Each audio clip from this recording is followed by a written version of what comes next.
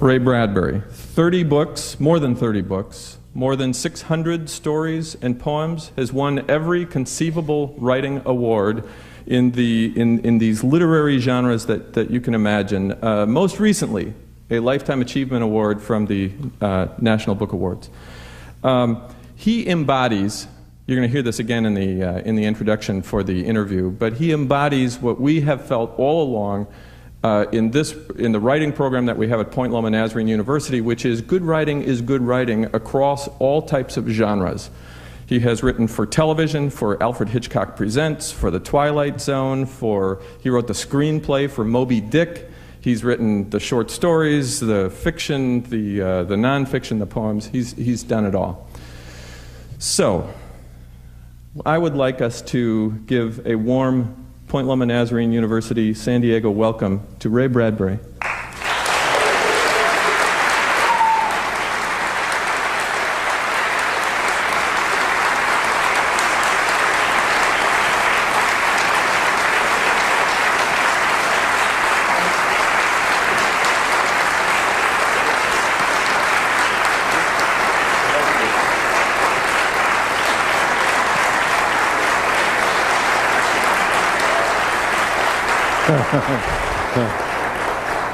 Thank you.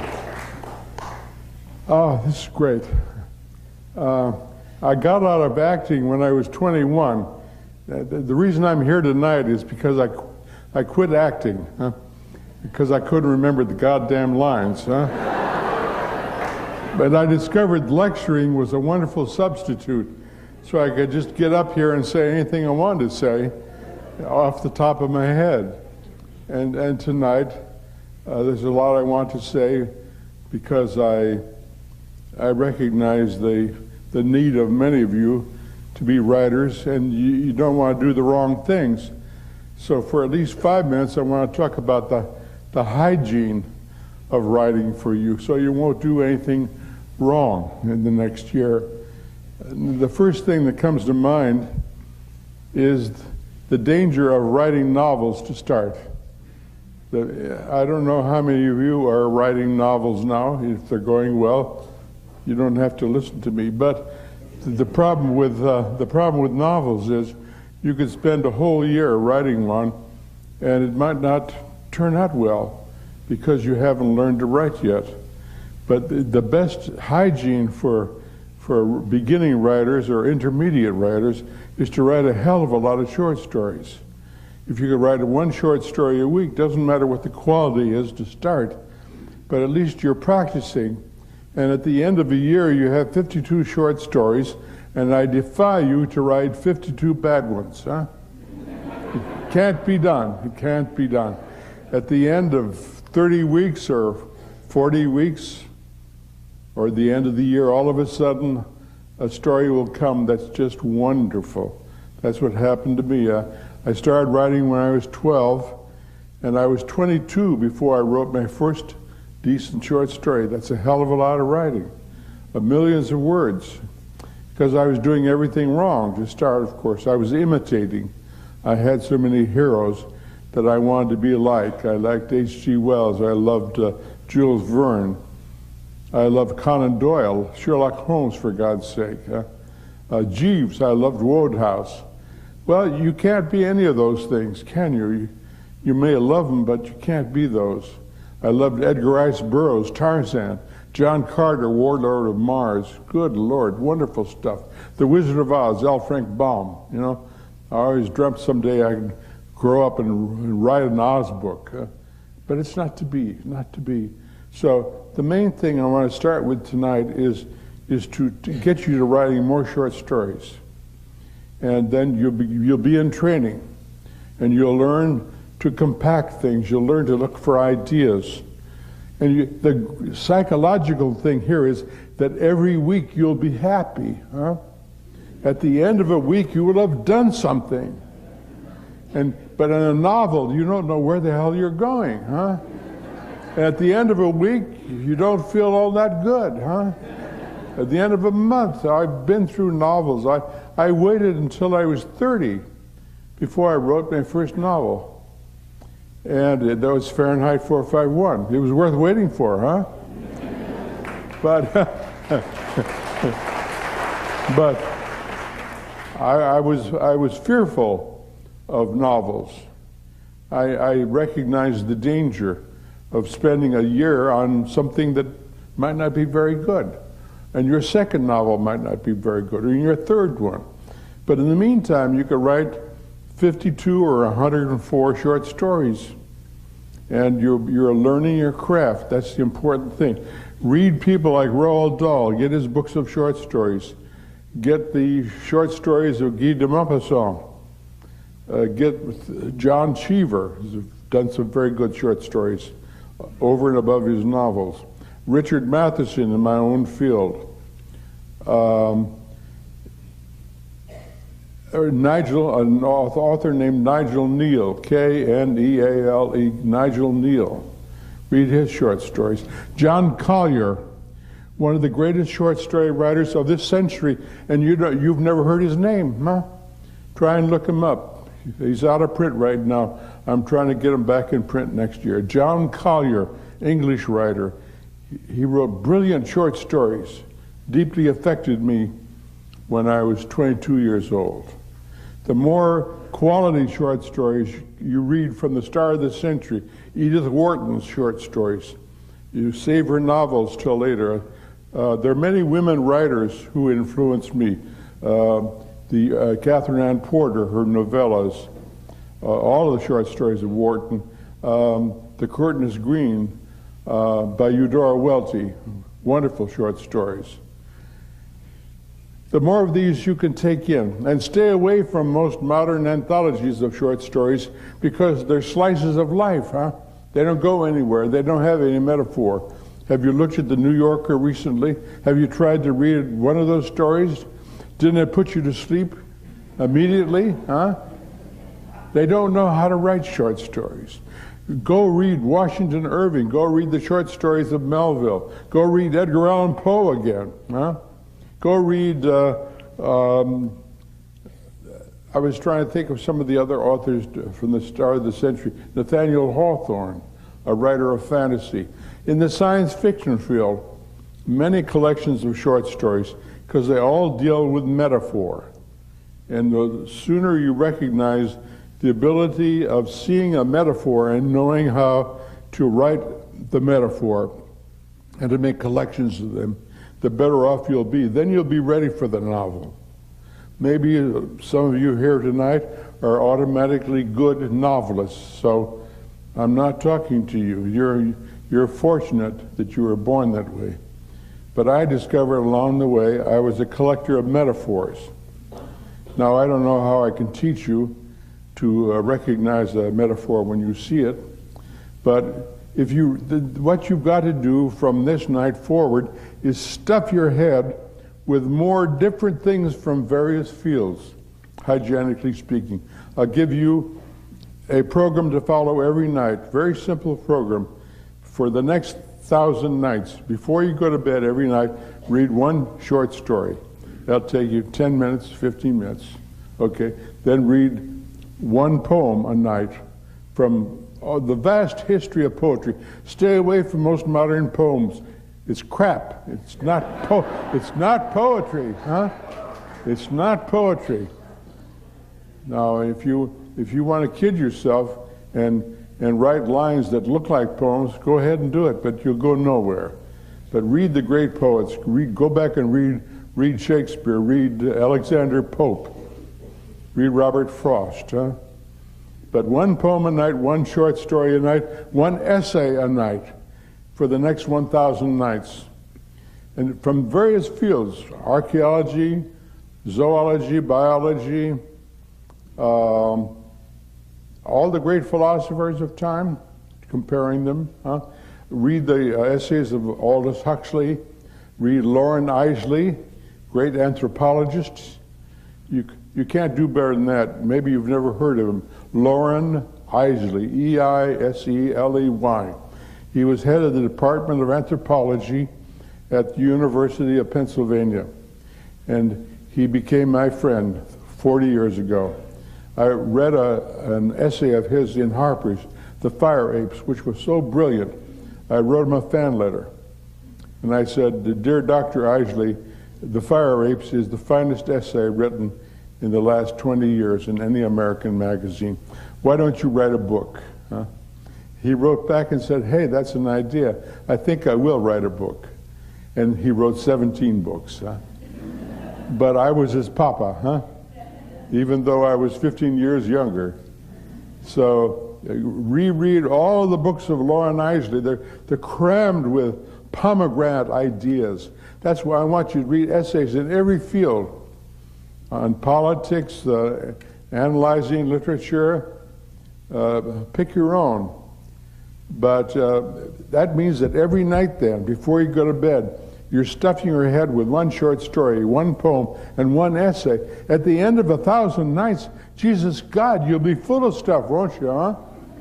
You'll be full of ideas and metaphors, along with your perceptions of life and your own personal experiences, which you put away, and what you see in your friends and your relatives. So you want all these things to go in, and the more metaphors you can cram yourself with, they'll bounce around inside your head and make new metaphors. That's why you're doing this. But you've got to be able to recognize one when you see one. So hygienically speaking, you've got two things to do. If you feel you have to do a novel, in spite of what I said, go do it. But in the meantime, write a hell of a lot of short stories, and then every night do these three things with the short story, the poem, and the essay. And you're well on your way to being more creative, huh? The next thing is get rid of those friends of yours who make fun of you and don't believe in you. And when you leave here tonight, go home, make a phone call, and fire them, huh? Anyone doesn't believe in you and your future, to hell with them, huh? I've had my fill of that. I had people I thought were my friends, but secretly they thought I was a nerd, you know, because I wanted to be a writer. I sold newspapers on a street corner from the time I was 19 till I was 21. I made $10 a week. This is back in 1939, 1940, 41. People came by my corner and said, "What are you doing here?" I said, "Becoming a writer." They said, "You don't look like one." I said, "Yeah, but I feel like one." Huh? I was filling myself. I lived at the library. I never went to college. I couldn't afford to do that. But I went to the library 3 or 4 days a week for 10 years. And I graduated from the library when I was 28. Huh? You live in the library. Live in the library, for Christ's sake. Don't live on your goddamn computers and the internet and all that crap, you know? Go to the library.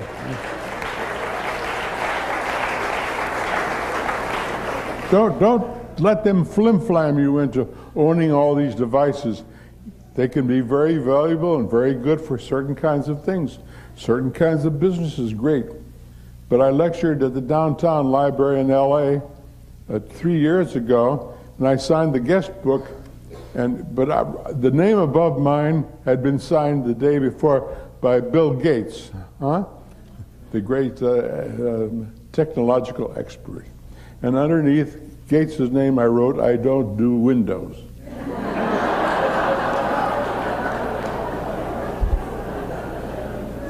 This is the highway. This is the age of communication, right? Does anyone ever call you? Huh?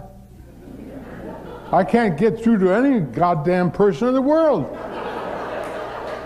I call corporations, and the voice comes on and says, "If you want this, press 1. If you want that, press 2. If you want this, press 3. I said, "Oh, press 4 and to hell with you." So we're being put upon. We're being flim-flammed. You don't need anything but a pad and a pencil, for Christ's sake. I was out in the desert a couple of years ago, and I got an idea for a cantata, Christus Apollo, which I finally wrote with Jerry Goldsmith. And we're doing a new recording of it now with Anthony Hopkins. But I wrote the whole damn thing, 18 pages, with a pad and pencil. I had no typewriter with me. So I used what I had, huh? Whatever works, whatever works. But I want you to live at fever pitch. I want you to go to the library, and the great thing about library is surprise, isn't it?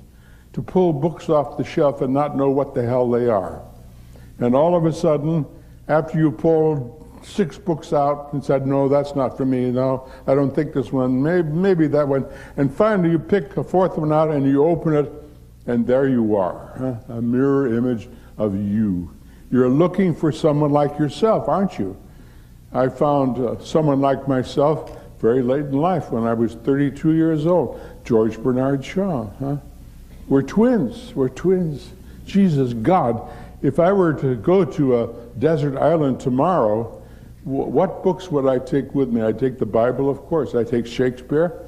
And the 3rd book I'd take is the collected essays of George Bernard Shaw. Huh? His essays were just as fascinating as his plays. So I'll give you another diet here. Go get all the essays of George Bernard Shaw on politics, on religion, on women. Long before this age, huh? He was writing about women and their past and their future. He wrote plays about them. He wrote essays. He had an opinion on everything. You've got to meet more opinionated essayists, huh? And I'm sorry that he died long before I had a chance to do any traveling and meet up with him. But you can meet up with him in his books. There's a wonderful book of collected lectures by George Bernard Shaw and G.K. Chesterton, who was one of the great short story writers and novelists of the early part of this century. And they debated. Try and find that book of George Bernard Shaw and G.K. Chesterton's debates. And you have ideas all over the place, all over the place. Huh? Then, what do I want for you? What else can you cram into your eyeballs? I want you to fall in love with movies, old movies. I am very lucky that my mother took me to the movies when I was 3 years old. That's 1923. The first film I saw was The Hunchback of Notre Dame, and I walked strangely for days thereafter. Next film I fell in love with Lon Chaney, and I saw The Phantom of the Opera. My God, I was 5 years old. Wonderful. I saw The Lost World, 1925, with the dinosaurs, huh?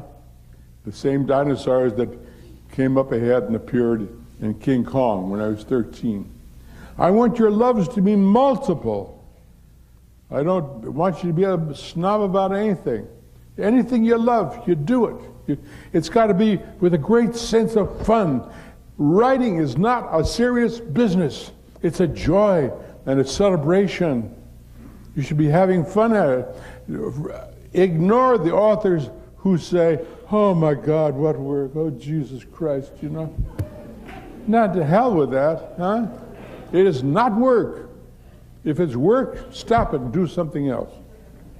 Now, while I'm thinking of it, people are already saying, well, what do we do about a sudden blockage in your writing? What if you have a blockage and you don't know what to do about it?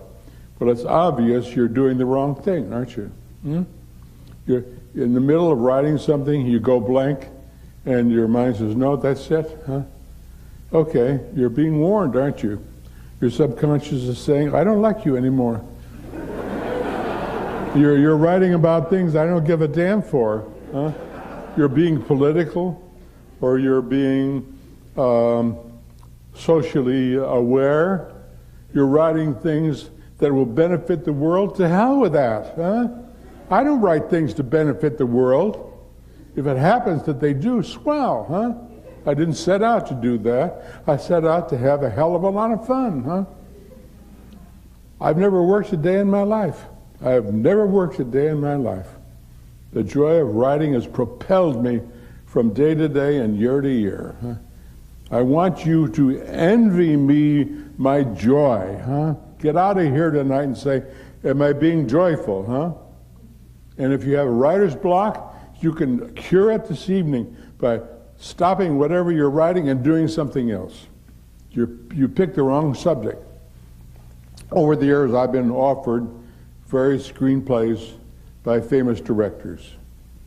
But my subconscious knows exactly what I can do and what I can't do. Back in 1955, I believe it was, Otto Preminger, the great director, offered me The Man with the Golden Arm. Okay, it's about drugs. I don't give a goddamn about drugs, you see. It bores the hell out of me. I don't understand people who take them. So why would I write a screenplay? Yeah, why would I do that, you know? I'd get a writer's block immediately. Yeah. You can't, there's some things you can't do. I was offered another film by Preminger the next year, a crime book analysis of a famous trial, all about stained underwear, okay? Did I grab you right there, huh? Well, I turned that down. I turned down $200,000 worth of screenplays because I knew if I took the money, it would destroy me. Huh? I wouldn't do a good job. I'd get a bad reputation. And so what's the use of money? Now, another point here, hygienically speaking. If there are any of you here tonight or have gone into writing to make money, forget it. Huh? It doesn't work that way. My wife and I were 37 years old before we had enough money to buy a car. We had 4 kids by then. We needed a car. We got tired of hauling kids on and off the buses. Huh? Now, that's why I was on that street corner. And I started in the pulp magazines and I worked my way up. My first sales were to Weird Tales and Super Science Stories. I made $20 a story, $15 a story, $30 a story.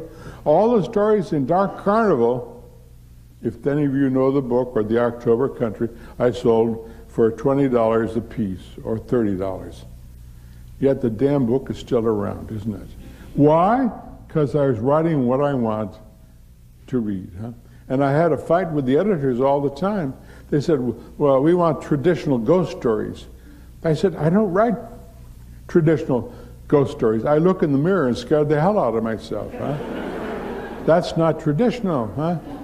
I went to my doctor's when I was 23 years old, had a sore throat, and I said, look in there and tell me what's wrong. He looked and he says, oh, a little pink, you know, take some aspirin, go home. I said, yeah, but I'm feeling all these things here, you know, tendons and muscles and what have you. And he said, oh, that's normal. You've got all sorts of things in your body you've never noticed. The medulla oblongata on the back of your skull, the crack on your head that hasn't quite filled in yet. And the floating ribs, huh? The action of the jaw itself, your kneecaps. Have you ever really looked at your toes? Do you really like your feet? Most people don't, you know. So I went home feeling my bones, huh? And that afternoon I wrote a story called Skeleton, story of a man who discovers that he has this horrible gothic thing inside of himself, a skeleton, huh? And I wrote the story of the competition between the intuitive self and the skeleton, the image of death. No one else has ever written that story, huh? There are no other stories like it in publishing history. So by being true to my own fear, I began to create stories that are in Dark Carnival now, October Country, and Something Wicked This Way Comes. You know. All the carnivals when I was a kid, I went on my first ride on a carousel, scared the hell out of me. I was 5. I screamed and yelled trying to get my mother to take me off. She took me off. Huh? So you go back in time and you begin to collect up these fears. Hygienically speaking again, when you go home tonight, make a list of 10 things you love madly and write about them. Make a list of 10 things you hate and kill them. Huh? Go see a film like Point Blank with Lee Marvin It's a delicious film.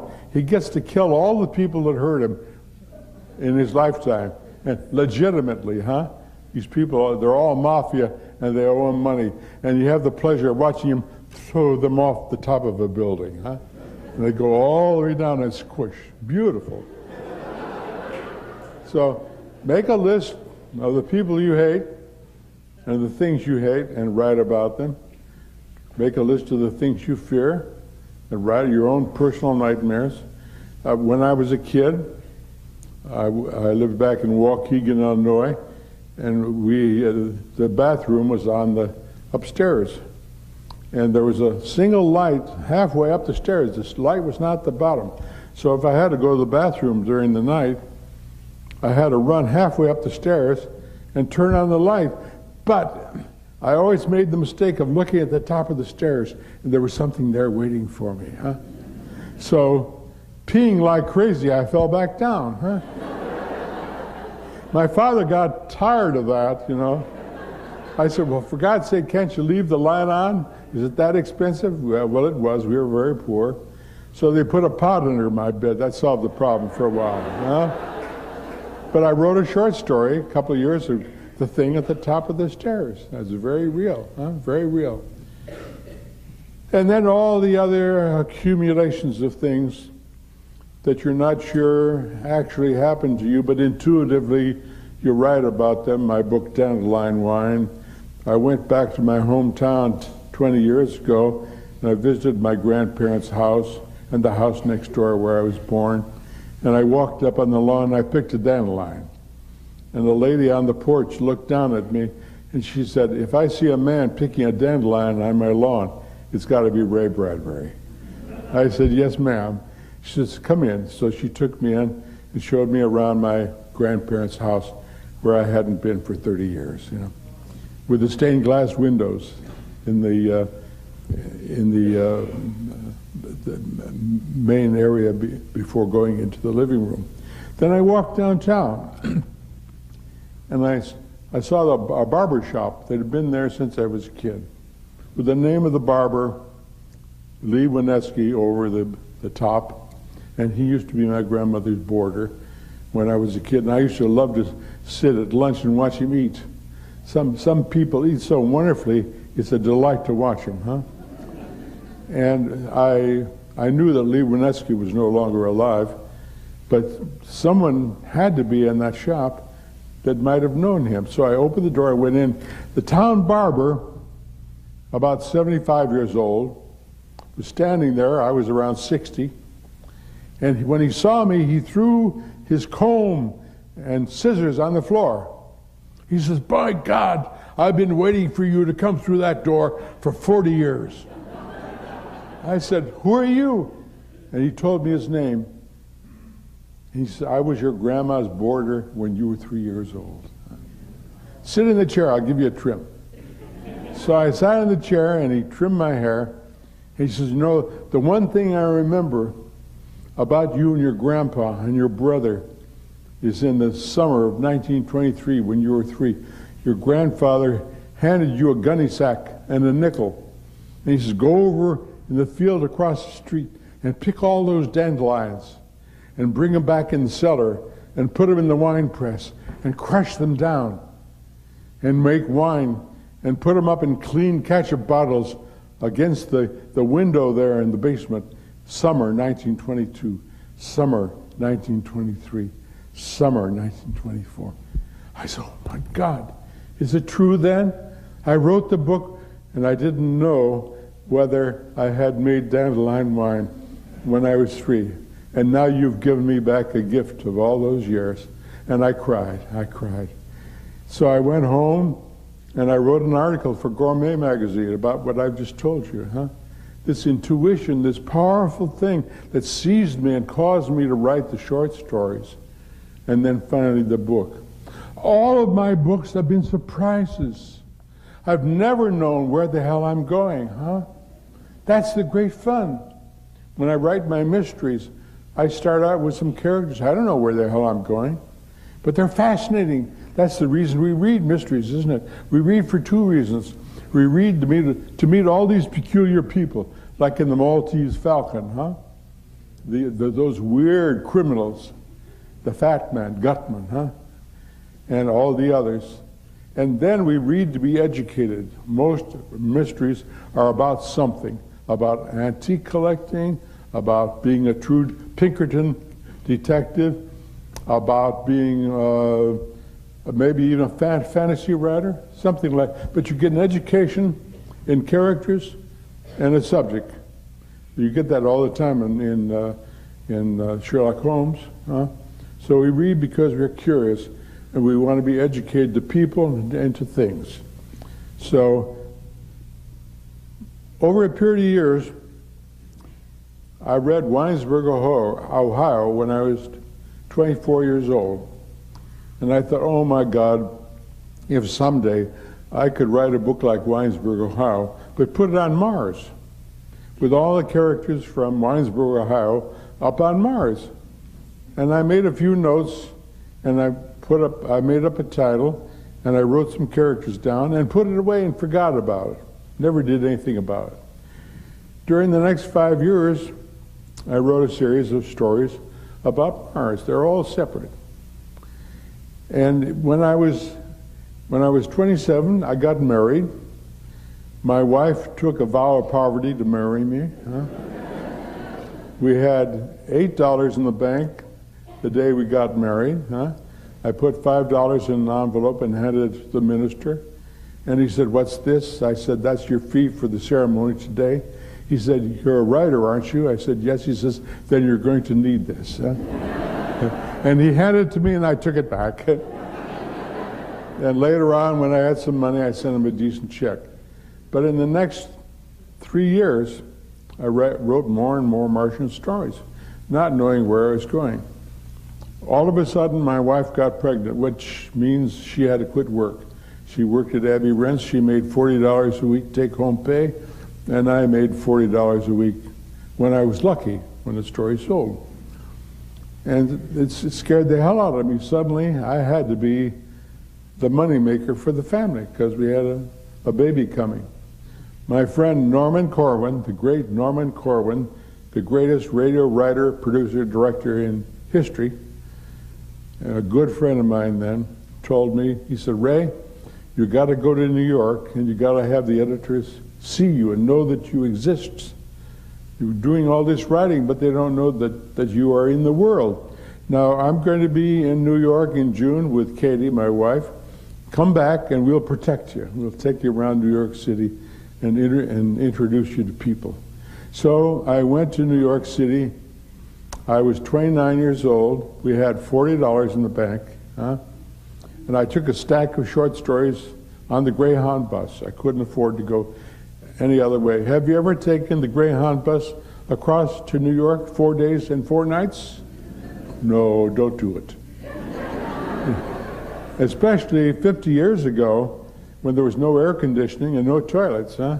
So they stopped the bus every 2 hours and you ran out into the gas station and went to the men's and women's and ran back before the damn bus left, huh?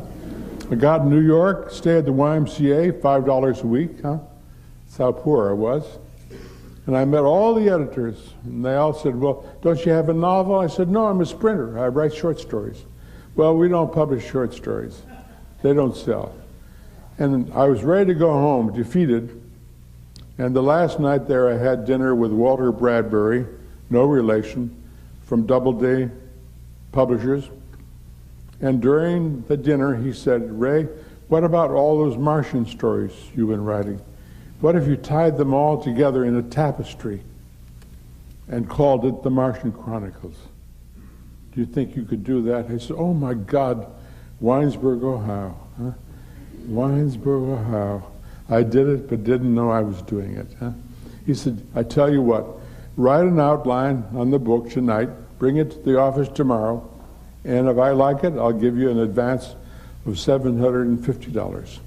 I stayed up all night at the YMCA. I wrote the outline for the Martian Chronicles, took it to Bradbury the next day, gave it to him. He said, "That's it, here's $750. Now he says, "Do you have any other material that we could kid people into thinking was a novel?" I said, I said, well, I've got a short story about a man who has tattoos all over his body, and late at night when he perspires, the tattoos come to life and tell their stories. He said, here's another $750. So in one day, I sold the Martian Chronicles and the Illustrated Man without knowing what I was doing. You see, surprise! You don't know what's in you until you test it, until you word associate. You've been writing self-consciously, intellectually for too long. The deep stuff, your true self, hasn't had a chance to come out. You've been so busy thinking commercially, what will sell, what will I do, instead of saying, who am I? How do I discover me? You word associate. Here's another thing you can do hygienically. Go to the typewriter and just type in, the old thing comes into your head. Start out, word association. And by God, maybe by the bottom of the page or the second page, all of a sudden, some characters will take over. And they begin to write. And this will be your true self, your true fear, your true hope, your true love. Huh? You'll be writing a passion. You'll be writing with excitement. Huh? You'll be finding out things about yourself that you didn't even know you knew. Huh? And all the things in your past that you haven't touched yet. You haven't even begun to touch them. I'm still touching mine. You know? So I wrote those 2 books. And then Dandelion Wine happened the same way. I've always loved 4th of July. I've loved growing up in a small town where on summer nights all my relatives would gather on my grandparents' front porch. There were 3 families lived on the same block. My grandparents, my father, my mother, my brother, myself in the next house, and the 3rd house with my Uncle Bion and his wife and child. And I was so fortunate because he had all the Edgar Rice Burroughs books, all of Tarzan, all of John Carter, Warlord of Mars. So I went over to the lending library at his house. Huh? And my Aunt Neva lived upstairs, and she had all the Oz books. So I had a second lending library right there in the house, along with Alice in Wonderland and the other fairy tales, what have you. And then I had the main library downtown. So between the 2 I had right on the block with me and the library downtown, I was set. Huh? I was really set. So, but I loved the idea of all my relatives coming from the various houses on a summer night and sitting on the porch and talking and talking. And you, if you were smart, you listened. Huh? I loved to lie on the big xylophone of the porch, all the boards in the porch, huh? And all the voices would come down through the rockers and go into the boards and sound the boards and then come into my ear when I'm lying there, huh? And if the conversation lagged, I'd whisper, 1902, and my grandfather would tell us something about 1902, huh? Or my father, 1910, you know? And so I wrote an essay on this, about front porches and summer nights. And that was the beginning of something.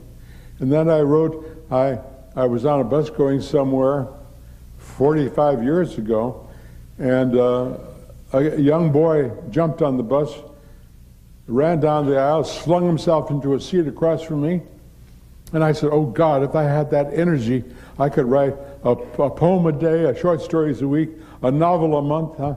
What's the secret of his energy? And I looked down at his feet, and he was wearing the most beautiful pair of nice new white tennis shoes. Huh? I said, yes, I remember what it was like when I was a kid. My father would take me downtown every spring, and we'd take my heavy winter shoes and take them off and throw them on the floor. They went right through into the basement. They were so heavy with winter, huh? And then we put on a new pair of Lightfoot tennis sneakers, huh? And when you put them on, you can rock in them, and all the energy of the world is in them, all the lightning, all the storms, all the Indians running on dust paths, huh? All the energy of the world. And I got off the bus and went home and wrote a story called Sound of Summer Running, huh? So I was on my way to writing a book, but I didn't know it. I didn't know it. And I wrote other essays about my grandmother's cooking. I loved to be in the kitchen with her and watch her eviscerate the turkeys. I helped her singe the chickens. I loved the pantry, huh? Don't you love real pantries? You go in and read the names of all the spices from all the countries of the world, huh? All the wonderful colors and symbols from China and Taipan and Japan, huh? So I wrote an essay on that. And then after about 3 or 4 years, I had 40 short stories. And all of a sudden I looked at it and said, my God, it's a novel. It's a novel about celebrating life. It's a novel about all of life, huh? Without knowing it, if you ask me the theme for the book, it's about all of life, of being born and growing up and loving the experience of a summer and discovering you can die because you see other people die, and being afraid suddenly and being seized with a panic of life, as well as a panic of death. And so I sat down and I collected all the pieces, just as I did with Martian Chronicles, and we published a book. The damn thing's been in print now for 40 years, huh? All because I surprised myself. That's what I want for you, to surprise yourself. Not know what you're going to do next, Had an experience with Gene Kelly, the great dancer, the great choreographer. I knew him back almost 50 years ago. He invited me and my wife to see a showing of his film, Invitation to the Dance. The year before, he had made the greatest musical ever made, Singing in the Rain, which is a science fiction musical. Most people never thought. It's about the invention of sound. So you invent sound, and it unemploys thousands of people. Then you have to have other people come in with new occupation. So it's a science fiction musical all about this technical thing that happened in Hollywood in 1927-28. So Gene and I became good friends, and after the preview of his new film, Invitation to the Dance, which was all dance, there was no plot, 3 or 4 different numbers, ballet, tap dance, an animated cartoon with Tom and Jerry. And I walked home with my wife. We didn't have a car at that time. We lived about 2 miles from MGM. We walked home, and on the way I said, oh God, I'd give my right arm to do something with Gene Kelly. She says, for God's sake, go to your file, find something, and write it up for him. There must be something there. I looked in my file, and I found a story called The Black Ferris. I said, this looks good. So I spent a month writing a treatment and a partial screenplay, 75 pages, called Dark Carnival. And I took it to Gene Kelly, and he says, this is it. This is my next film. I want to direct this. Will you let me take it to Paris and to London next week and see if I can get financing for this? I said, take it, it's yours. He came back in a month. He says, oh, I'm so sorry, I couldn't get any money. I'm very sorry. I said, Gene, don't tell me you're sorry. I'm so honored that you wanted to do this. So since I had nothing else to do, I had a screenplay on my hand. I sat down and wrote a novel based on it called Something Wicked This Way Comes. Huh? Again, surprise, surprise. And the intuitive thing, the remarkable thing about life quite often is meeting people you feel you were destined to meet. I don't know what this means. I don't quite understand what the hell I'm talking about here. But I was walking through Beverly Hills one night in 1951, and I looked in an art store window, and there was a small lithograph of a Gothic Victorian building. Beautiful. Sort of thing I used to see around my hometown when I was a kid. And I looked at it and I said, oh God, I'd love to own that, but I don't think we can afford it. My income at that time was about $100 a week. But I went to the art store the next day and I said, how much is that lithograph in the window? They said, $75. Well, I couldn't afford that. I said, can I buy it on time? Yes, I could.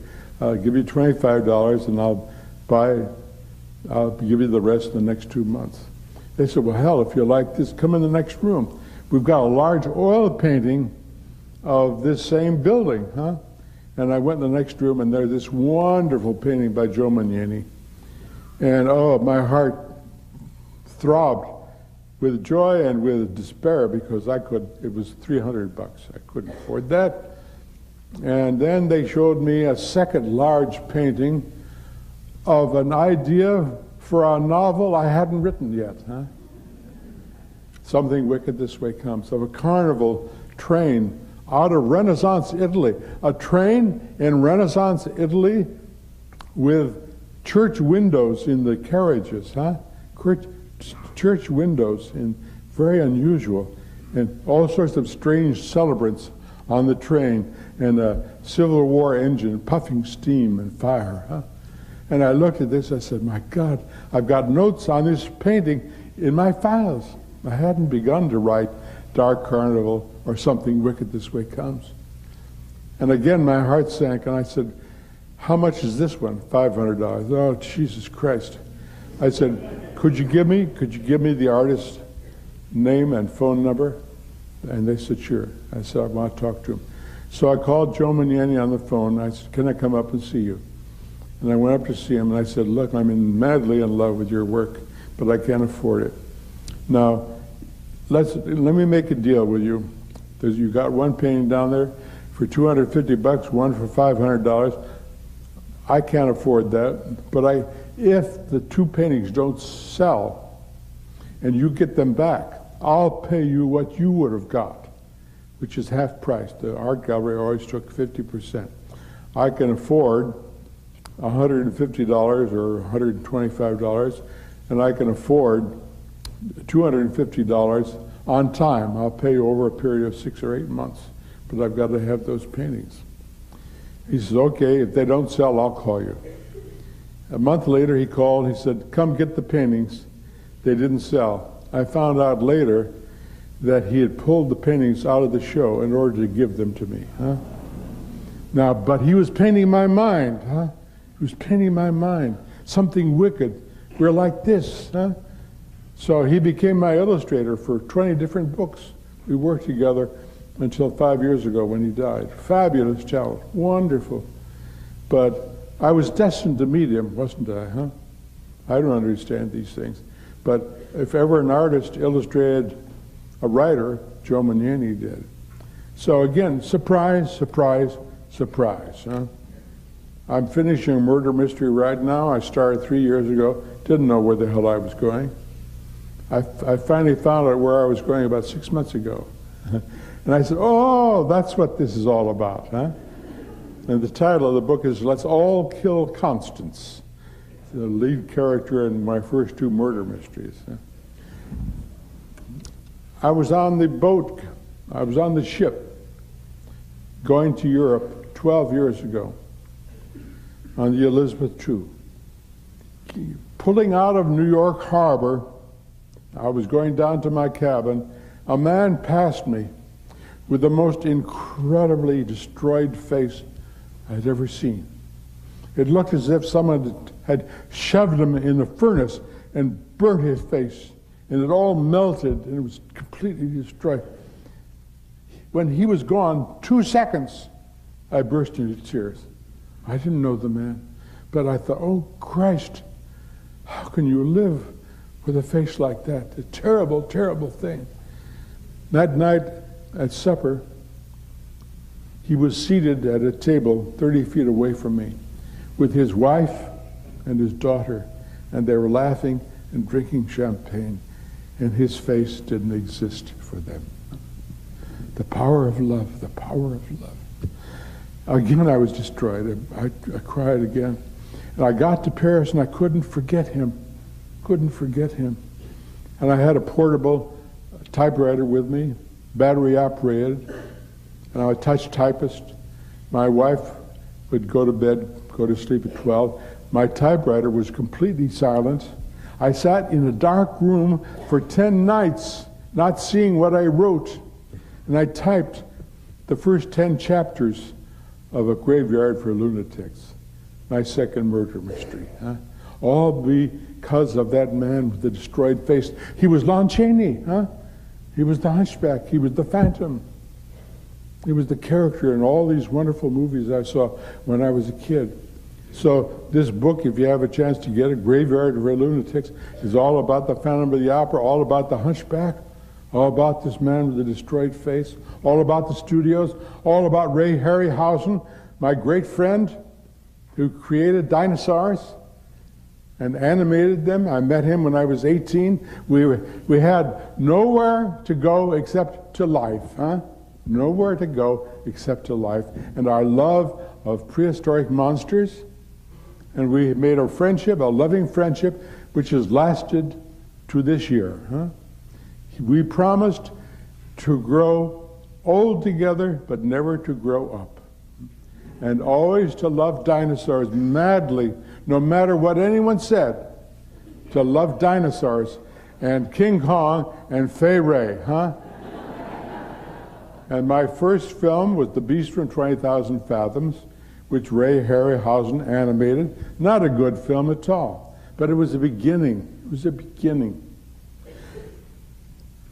One of the great moments in our life was they had a re-premiere of King Kong at Grauman's Chinese 15 years ago, and they had a giant recreation of Kong in the outer lobby there, and they had Ray Harryhausen and me drive up in a car with all the flashing premiere lights. We got out and walked up into the forecourt and climbed up into the arms of King Kong, at which moment Fay Ray burst out of the crowd, ran up, and kissed us both in the arms of Kong. Huh? You can't beat that, huh? You can't buy that. You can't buy that. Huh? What you're all looking for, but maybe you don't know it. What you're looking for in your writing, in your life, is for one person to come up to you and say, I love you because of what you do. I love you for what you do.